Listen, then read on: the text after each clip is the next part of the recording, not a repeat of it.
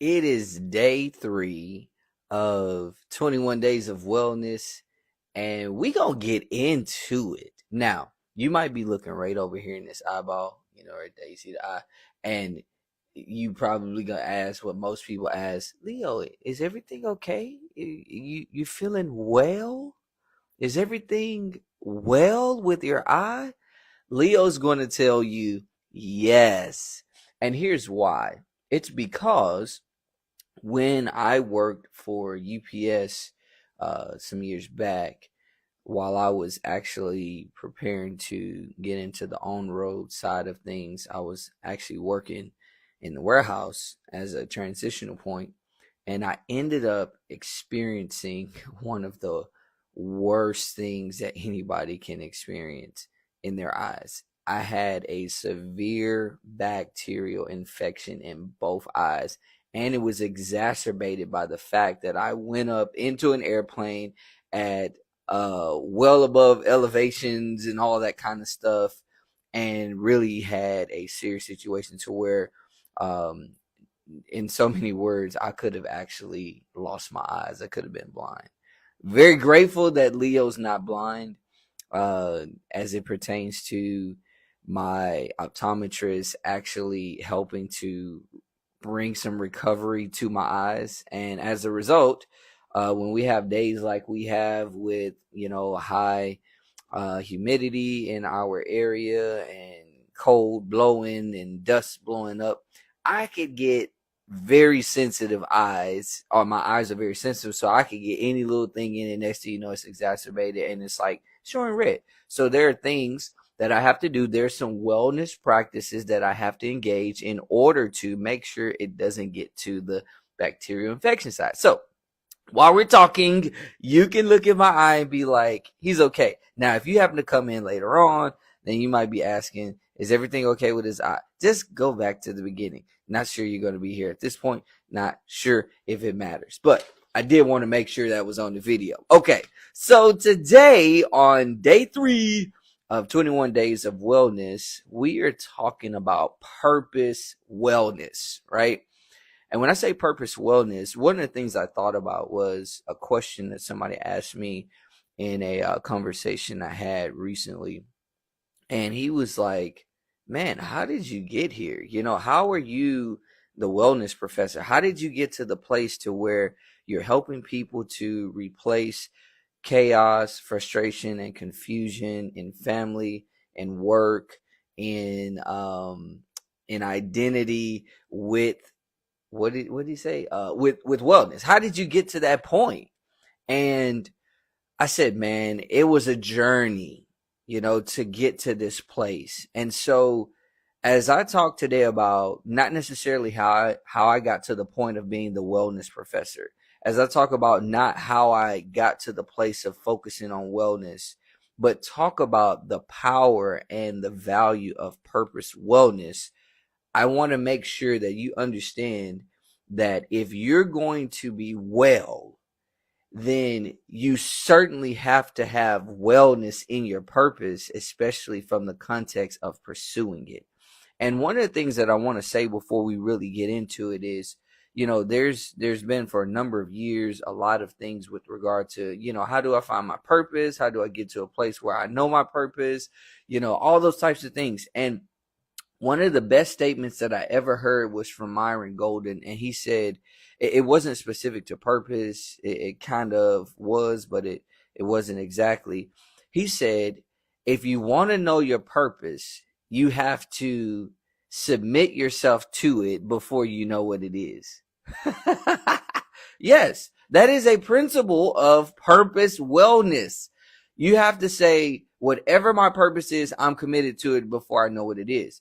And the reason you have to do that is because when you are committed to it before you know what it is, that means that you're going to be focused on what you're doing while you're doing what you're doing, so that the emergence of what you ought to do will begin to speak to you. And a lot of times it'll be in trends, it'll be in repetitive things that kind of communicate to you, hey, you need to be focused on this. Well, here's where I really want to get to today, and kind of want to start with regard to Purpose Wellness. Say that with me. Purpose Wellness. Now, if you're not participating, you're not a good student.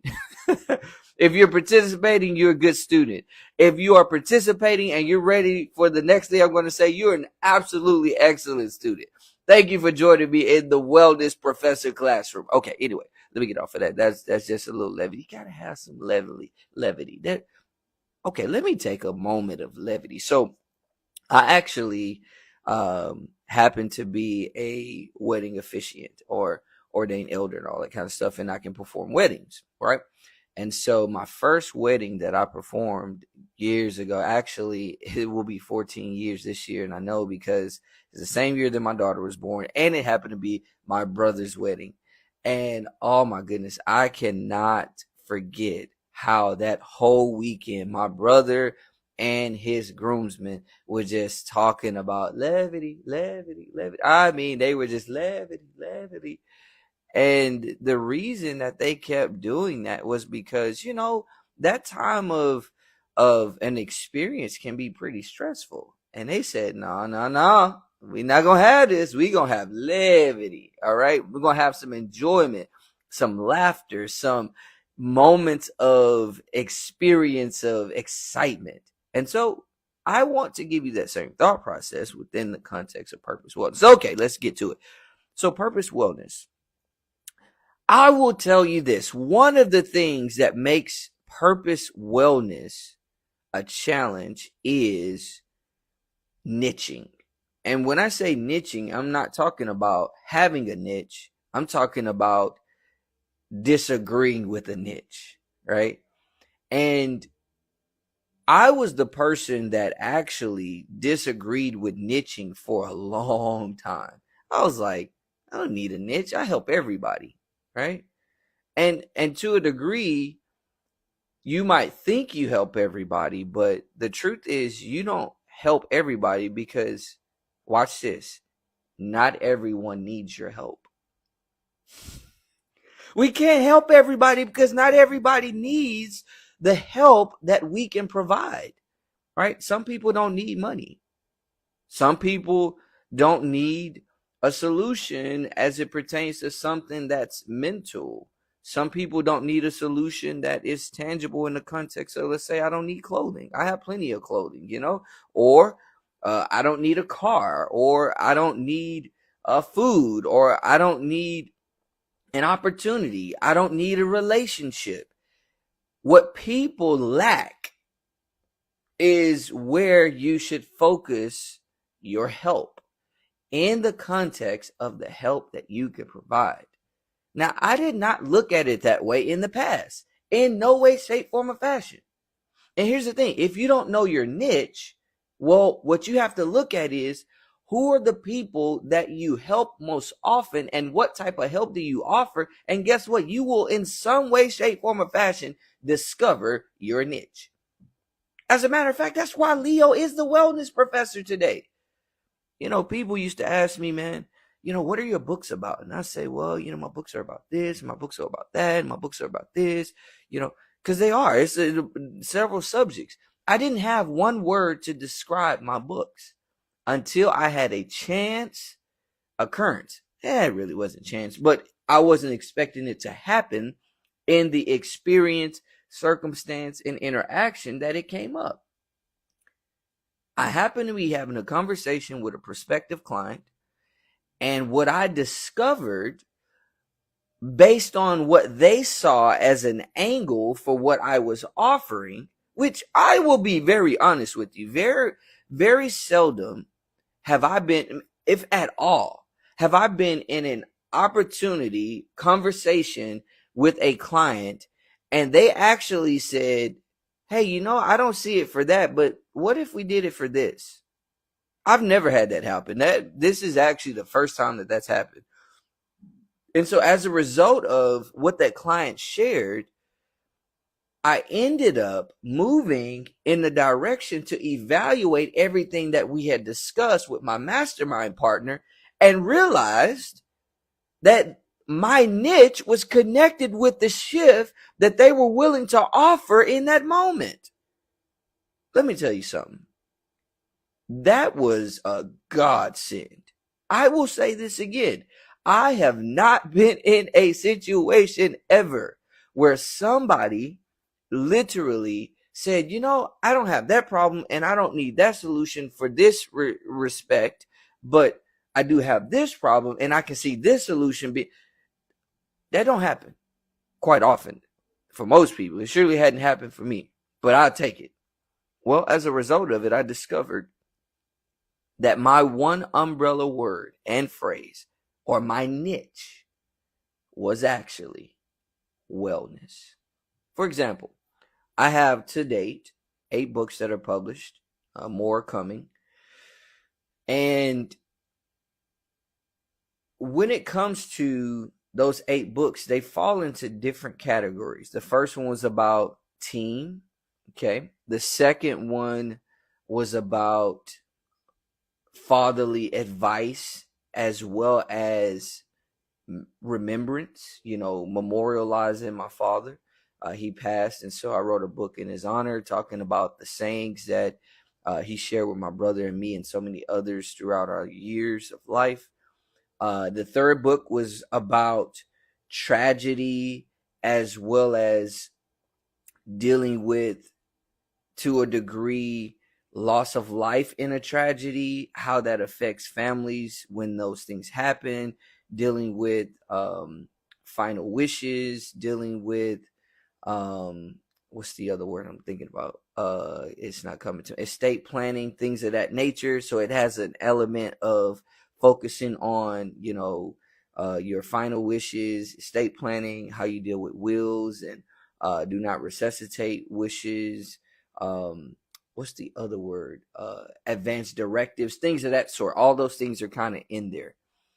Then another book is talking about, it's a kid's book. I have a book on marriage. I have a book that talks about mindset with regard to decisions and pivotal moments.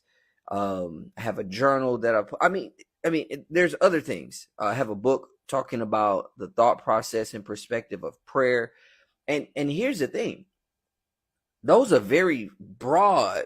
That's a very broad range of subject matter. How do you classify that? How do you characterize it?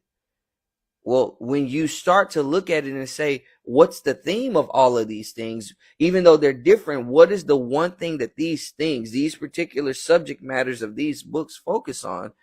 It can be game changing for you. You start to actually discover your niche. That's what I discovered mine was. Wellness. Yes. For example, if somebody says, Leo, today, what are your books about? Wellness. Really? Leadership wellness, team wellness, decision wellness, family wellness, parental advice wellness, marriage wellness, relationship wellness, planning wellness, consistency wellness, kid wellness, right? But here's the thing. I want to take you back to about 13, almost 14 years ago, when I started as a trainer, a coach, a speaker, an influencer, and really penetrating the market to provide value specifically in the leadership space. And when I started, I became a John Maxwell. At the time, it was the John Maxwell team. Now it's the Maxwell Leadership team. And I fought the idea of niching hard. And I didn't really fight it with people in direct conversation. I fought it with myself when I wasn't with people. I fought it in how I set things up in my operation, my constructs of content and pursuit. I really didn't have for myself an umbrella that I could communicate to other people so that they know if they have this problem and their problem falls into this category, that I'm the guy that can help them. And guess what? I want to show you this.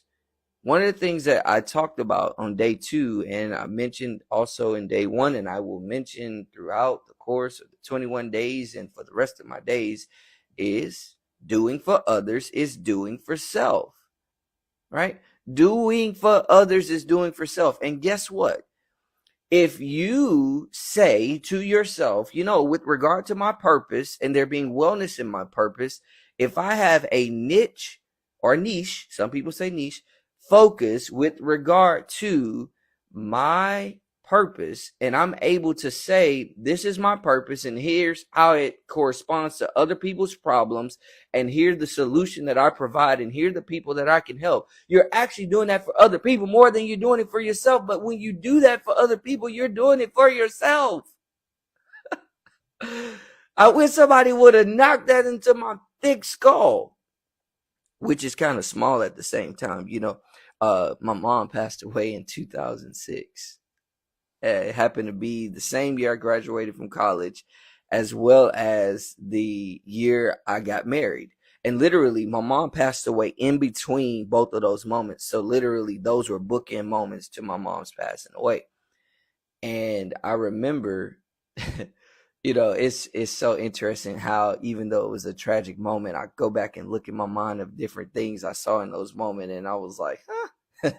And so my mom, she actually was fighting breast cancer before she passed away, and chemotherapy, radiation, all those different things, of course, caused her to lose her hair, and her hair was like really short, and it was like really thin and curly and cute and all that kind of stuff. But the interesting part is I could see my mother's whole head, figure, and form. And I would look at her head and be like, I know where I got my head from. My dad, he had actually like a Charlie Brown head, like the big round head, it's just like, I was not even close to that head. Okay. Anyway, levity, wellness, right? I think that's one of the things we're going to talk about in 21 days is laughter wellness, or laughter in the context of wellness, but I digress. And so with regard to, that needing to be gotten in my thick skull, the aspect of purpose wellness, specific to if you are an entrepreneur and you are actually taking something to market, or if you're a salesperson or you provide service to a client, things of that sort, you absolutely need to have purpose wellness. But I need everybody to understand, everyone needs to have purpose wellness. Let me explain why. And this is where I can see the context of, you help everybody, but you still don't, because some people already have this down pat. So what you do, some people already have been doing. It's the people who have not been doing it that you need to be focused on, right? But back to it. So everybody, no matter who you are, needs to have purpose wellness in this context, in the sense that everyone has a purpose. And that purpose, while it may be similar in some way, it is as unique as our fingerprints. I know you probably wasn't thinking I was going here, but I mean, do you really know where anybody's going with regard to the content they're providing? And if you do you know why? Okay, anyway. When you look at what you do, it is as unique as your fingerprints. Let me give you a way to think about it. While you may be married, while you may be in a relationship called marriage, marriage is general, but your marriage is specific. And so when it comes down to it, your marriage being general but yet specific, there's specific context to your marriage that is going to be distinctly different to other marriages. The principles are the same, but your manner of practice is going to be different. If you're a parent, you have children, that is an across the board reality. As such, it must be very well understood that while there are absolute principles of parenting, there is a unique practice within the context of your experience. Like how I engage my children is going to be one, specific on my environment, specific on my relationship, specific on the opportunities we have, as well as specific to the individual I'm engaging with, right? For example, like in the context of our parenting, so we homeschool. And the crazy part is we decided to homeschool before our children were even born. We have two daughters. Today is my oldest daughter's 14th birthday. Happy birthday to my baby. Okay. All right, this is my first girl. Yeah, this is my first baby. All right. I got excited. Sorry. So we decided to homeschool before either one of our two daughters was born. Let me tell you what we didn't know. We had no clue that right before the 10th birthday of my oldest daughter, she would be diagnosed with type 1 diabetes. And I cannot tell you how exciting it was for my wife and I when we were asked, do you need a note for school? Do you need a 504? I can't remember. It's 504 plan or something like that. And we looked at each other like, nah, we're to school. And even the experience, the reward that has come to us as a result of not only making that decision, but engaging and engulfing ourselves in the process that our daughter needed us to engage in with her within the context of navigating her educational experience was profound. As a matter of fact, she's not on the course that all other students are on. Why? Because sometimes she has to speed up, sometimes she has to slow down. But here's the thing, we already told her, we're not concerned about you being on the trajectory that other people are on. We want you to concern yourself with being on the trajectory of growth and learning and continuing to progress and being consistent. But ultimately, your path, your progress, and your purpose is different than others. Purpose wellness. That's what we're talking about today. Purpose wellness, right? There might be some very strategic, predictable ways that things have been done in the past, which are able to be brought forward, but do those things need to be modified for where you are and what you're dealing with might be a question you have to ask. And we've had to ask that question, right? And so while you have very general realities of your life that exist for other people, people go to school, people work, people do, but how you do it has to be specific to your purpose. You have to have wellness in your purpose, understanding that your purpose is as unique as your fingerprints. Okay? Meaning your fingerprints only match where your fingerprints are supposed to match. For example, we got our touches today, kind of like the Incredibles movie where, they put she put, was it Edna? She put her fingerprint on the deal, as well as put her eyes, and she got all these different identifiers to make sure that it's clear that it's Edna, right? And so I think today that we have the same things because, on our smart devices, we have, the fingerprint option, we have the visual option, all those types of things, right? And so when I go to touch my phone, and I still, for the device I have, a couple of them I have that still has the touch option, touch it, and I put my fingerprint on there, and then when I put my fingerprint, that fingerprint actually opens up the device and all that kind of stuff. My wife can't do that. My daughters can't do that. Nobody else can do it unless they come and get my fingerprint and they put it on there. It's the same thing with your purpose. There are problems in this world that align with your purpose only. There are possibilities in this world that aligns with your purpose. Your potential is directly connected with and correlated with your purpose.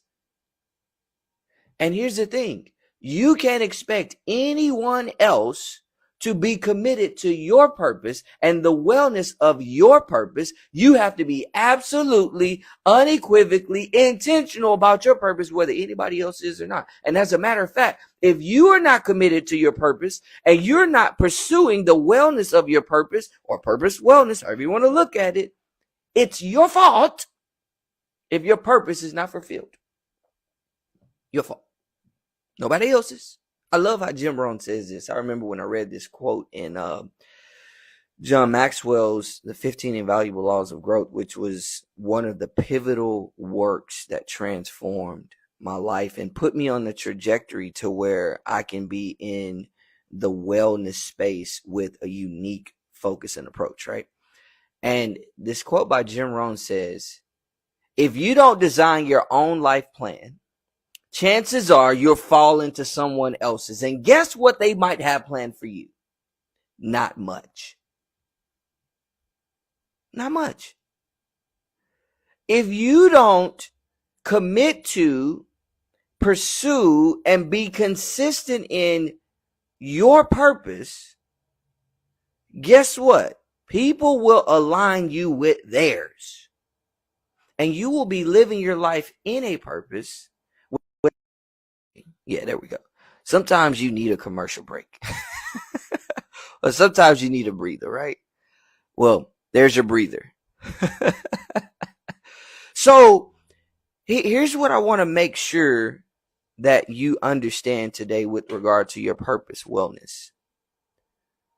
First of all, be consistently, unequivocally, absolutely, intentionally committed to pursuing, being about, making happen your purpose.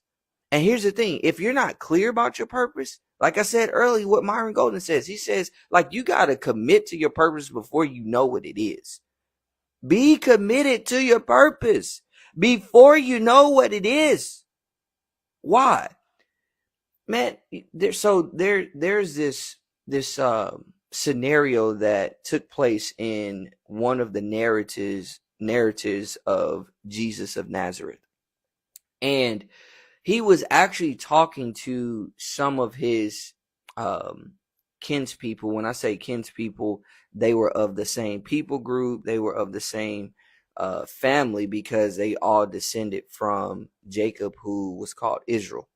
And he shares some perspective with them. And then the way the text is written in the narrative, it says, after he had finished saying these things, many believed on him. In other words, many, gave commitment to his teaching, right? They considered him, like he's my rabbi, right? And so then Jesus goes on and says, he says, if you continue in my word, then are you my disciples, and you will know the truth, and the truth will make you free. Now watch this. He did not say you were going to know because you heard. He didn't say you're going to know because you received the information that was provided. He said you're going to know only after you commit in application to what I told you. That's powerful. That's a principle. It is a principle that you will discover what it is that you're supposed to do when you commit to what you're supposed to do before you discover it. In other words, there's this saying that, you got to get started. How does it say? I'm thinking about something else. Oh man, I forgot. Just that quick, it went blank. Oh man. Oh, that's what it is. It's about greatness. You can't be great if you haven't got started or something like that. But you have to get started to be great. That's really the main part that I want to get to. You got to get started to be great. You can't be great if you haven't started. But if you get started, you can be great. I know I butchered that, but I think I made my point. That's all that matters. And here's one of the other things with regard to purpose that I want to make sure that you capture and that you go away with. As it pertains to purpose wellness, you have to be consistent in pursuing the purpose, regardless of what it is you see happening while you're pursuing it. Man, so back in 2013, I want to say, I actually started doing content on YouTube, and I can't remember what I called it, but you can actually go out there and find the content that I did back in 2013. It's connected with the 15 Invaluable Laws of Growth, and it was on a channel I created called Covenant Works Global Development. And I had, I think, like maybe between 15 to 20 pieces of content. And I think I did that content and then I stopped after that. And I stopped because I didn't see anything happen in, I think, those 15 videos.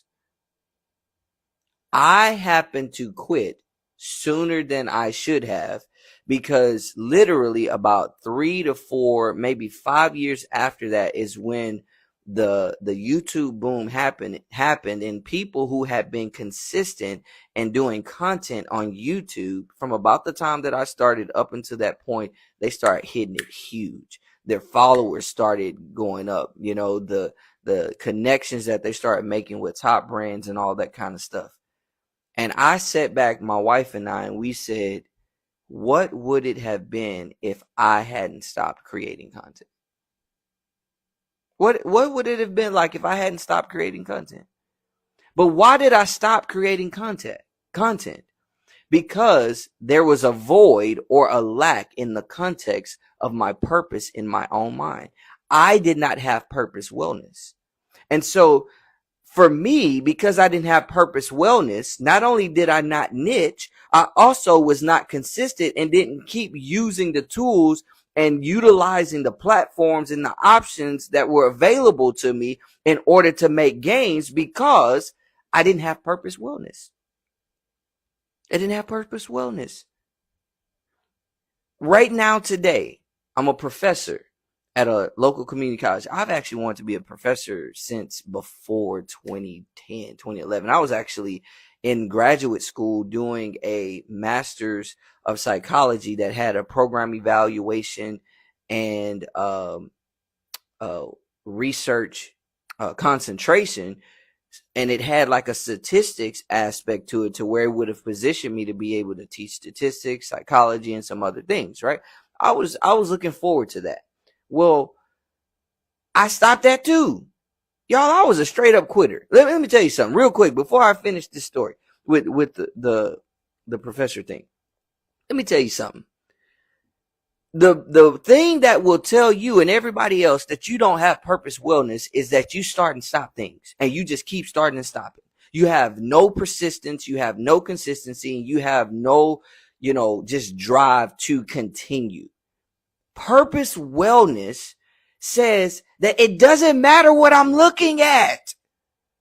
It doesn't matter what I see with my physical eyes. It matters what I see with my purpose, focus, mentality, and commitment.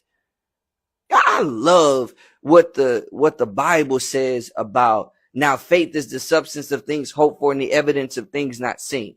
Why? Because what it's really telling you is you can focus on what's happening if you want to, and let that deter you from what really can happen. But if you focus on what can happen and what's possible, and the fact that all of the data from the past tells you that the people who won were the people who continued to pursue the thing they knew was possible until it became possible and manifested, then something's wrong with me. I love it because it tells me that, hey, When you say this is, and you had the vision of it, you saw the clarity of it, you saw the absolute picture of it. No, you didn't see everything in between it that you were going to deal with and all the frustrations and problems that you were going to have. But guess what? That's a part of it. You know why? Because when things are not working for you, you better know. I know that's not proper English, but I just need to give some effect. You better know that it's working on you so that it can work for you when you become the person for which it can work for. Yeah. And so I wanted to be a professor a long time ago. And I stopped. I would have actually been, if I would have stayed with the program that I was in, I would have actually become a professor or been in a position to become a professor sooner than later. Now, would I have wanted to be in the environment that I was in the programs that I was in, or the subject matter focused? No, I probably wouldn't have, which more so I'm appreciative of the environment I'm in today, being in the business, side, and I have the range of dealing with the things that are really consistent with my skill set. But ultimately, here's what you got to understand. I would have been much further along than I ended up being if I hadn't started and then stopped and started and then stopped.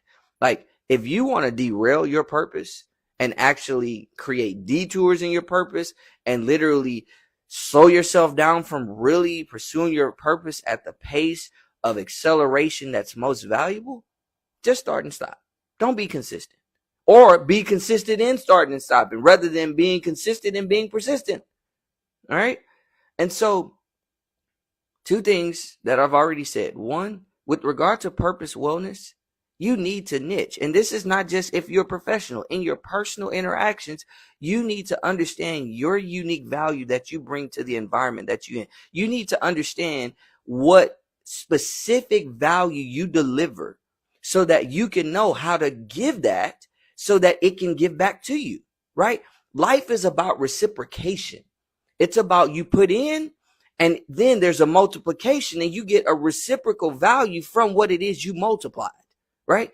And so you need to have the understanding of what value do I provide? What is my purpose that is connected with somebody else's problem that communicates the value that only I can give? And that's in whatever you do. As it pertains to my family, I know more now than I ever have before what my value is to my family. Okay? To my wife, to my girls, to our children to come, to the generations in the future. I know. And as a result of that, I can be so intentional and consistent on a day-to-day, hour-to-hour, minute-to-minute, second-to-second basis. And I want you to do that. The second thing is, as it pertains to your purpose wellness, you want to make sure that you have clarity about it to the extent that you are pursuing it with consistency, moving in a direction to where you're not starting and stopping, right? And the last thing I want to give you with regard to purpose wellness is this. Understand. Oh, and in the context of the second one, make sure you understand that it's unique to you. And that kind of corresponds to both of them. The last thing I want to give you is this. Don't apologize for the clarity of wellness you have about your purpose. As a matter of fact, be aggressive. So much and so that here's what's going to happen. If it seems like people are not responding to the release of value you have to offer through your purpose, it's really because they're not hearing it properly. And if you're really consistent with your purpose and you have purpose wellness, what you're going to do is you're going to continue to assess, evaluate, make adjustments, and making sure that the people understand. Let me give you some perspective here. One of the things that I specialize in is communication. And when I say communication, I'm talking about in all respects as it pertains to written communication, verbal communication, body language communication. Because if you're going to lead people, especially in a professional sense, but also in a personal, family-oriented sense, like you've got to be very intentional about communication. As Jim Rohn often said, don't be lazy in language. Don't be lazy in language. I love that about him. He had a way of saying things. Anyway, and so one of the things that we have a tendency to do is to be casual in our communication release, not understanding that no matter what we're doing, everything we do is a release of communication, and we need to be observing what is the feedback. And if you have a practice of this, if you have a wellness pursuit of this, then it's going to be easy, right? And so what happens is, when you communicate, there's an automatic response, whether it's verbal, nonverbal, or in written form or something. Some type of response comes back. Here's what you've got to realize about that response that comes back is it's telling you how effective your communication was. First of all, it's telling you if they received it, if it was valuable to them, if it connected with them, but also if what you intended to happen from that communication actually happened. Now watch this. Let me take a side note.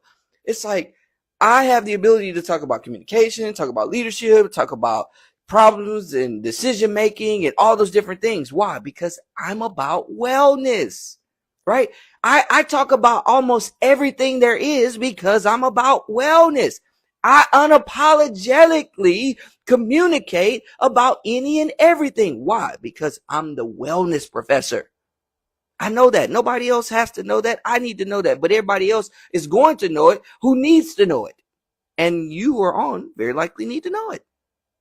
You who are watching need to know it. You who's watching by recording need to know it. More so for the purpose of you understanding exactly what I'm saying. Be unapologetic about who you are and what your purpose wellness is. All right. And so as it pertains to your purpose wellness, I need to say this. Be unapologetic about your purpose wellness. You know why? What sense would it make for you to not be unapologetic about your fingerprints? What sense would that make? What sense would it make for you to not be unapologetic about your body and what you have to do with it? And let me just tell you, one of the reasons I'm saying this is not because people experience it, but I experienced it. My mother shared with me just months before she passed away. She told me, she said, you don't know who you are yet. And my crazy tail, I told you, I had a thick skull. My crazy self disagreed with her. Didn't listen. As a matter of fact, remember I was talking about communication? My mother heard that I didn't listen to her. You know why? I missed the last 3-letter word. Yet. I disagreed with her because I thought I heard, which really means I didn't listen well. I thought I heard, you don't know who you are. Rather than listening to all 7 of the words she spoke, which were an encouragement to me. If I had listened, I probably wouldn't have got the point 4 years later when it's like the words came back up in my mind. Here's what you got to understand. If you are not unapologetically committed to your purpose wellness, just like Jim Rohn said, nobody else will. What did he say? If you don't design your own life plan, chances are you will fall into someone else's, and guess what they might have planned for you? Not much. Not much. Listen, in this 21 days of wellness, whether you are on this journey with me while I'm on it, if you come along afterward, what I want to make sure you understand with absolute clarity is that your purpose is so pivotal that if you don't pursue the wellness in it, it's no one's fault but yours. Strong words. But I'm not telling you what somebody told me, even though they did to some degree. I'm not telling you what I heard, even though I did to some degree. I'm telling you what I know. All right? And so, Leo's going to get off his podium, and he's going to leave you to your wellness pursuit, and he's going to leave you to your purpose wellness being perfected. And then he's going to encourage you to like, share, comment, follow, subscribe, all the different words on whatever platform you're on. Get you some value. Get you some wellness from the wellness professor. And then make sure you're out there doing something for others. You know why? Because doing for others is doing for self. There's no better way to create wellness for yourself than to do for others. Just keep following me. I'll tell you why. I've already kind of talked a little bit about it in the last couple of days, so go check those out. But ultimately, as I often say, be well and be great. You hear me now? I'm getting out of here.